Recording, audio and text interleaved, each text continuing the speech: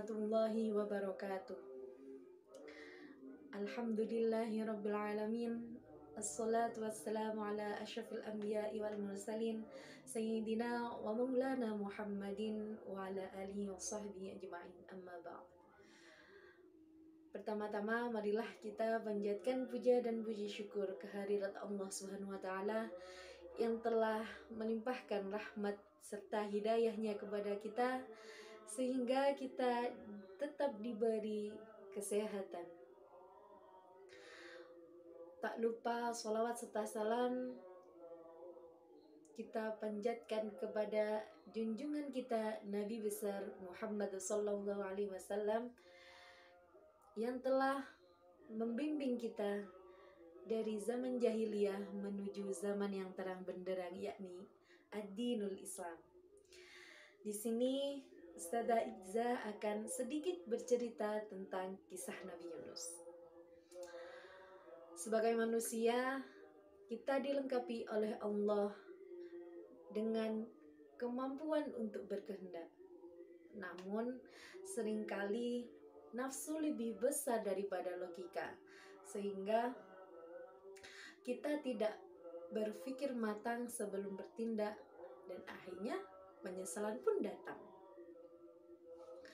Salah satu nabi yang mengajarkan kita tentang konsekuensi penyesalan yaitu Nabi Yunus. Bagaimana kisahnya? Yuk kita simak bersama-sama. Nabi Yunus adalah nabi yang solih, nabi yang rajin beribadah kepada Allah, dan nabi yang rajin berdakwah kepada kaumnya untuk mengajak menyembah Allah dan meninggalkan menyembah berhala. Setelah sekian lama berdakwah, hanya 2 kaum saja yang mengikuti dakwah beliau.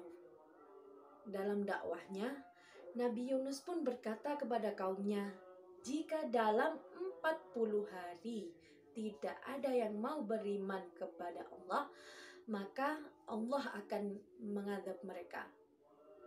Ternyata kaum Nabi Yunus pun tidak ada yang mau mengikuti dakwah beliau.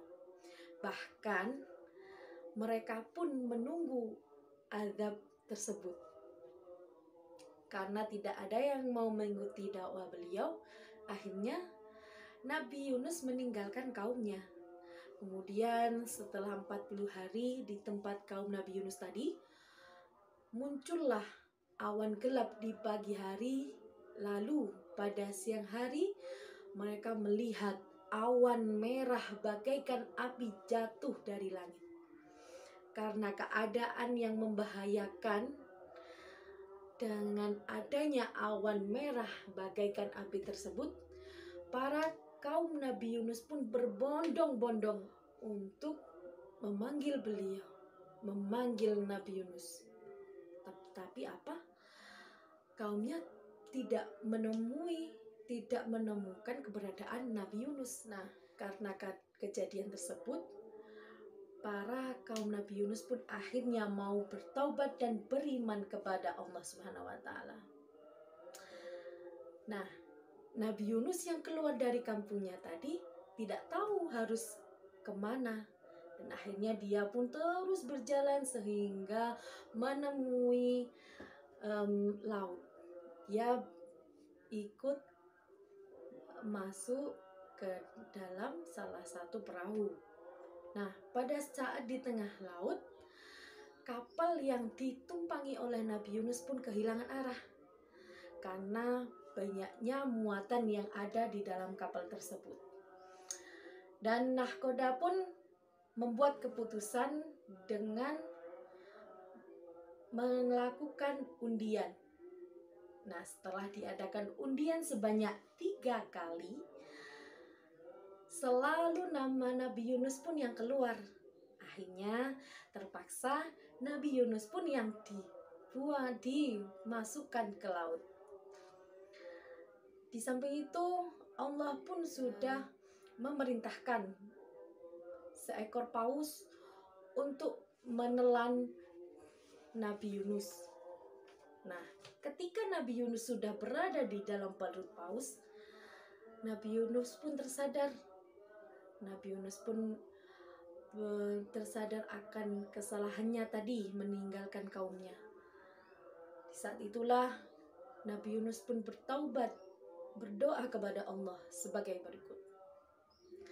La ilaha illa anta subhanaka inni kuntu minadh zalimin. Yang artinya, ya Allah, tiada Tuhan selain Engkau. Maha suci Engkau, sesungguhnya aku telah menganiaya diriku dan aku termasuk orang yang zalim.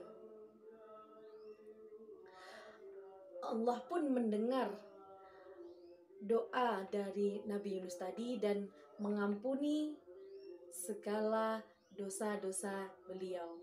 Dan akhirnya Nabi Yunus pun keluar dari perut ikan paus tadi dan disambut oleh para kaumnya yang lebih dari 100 orang.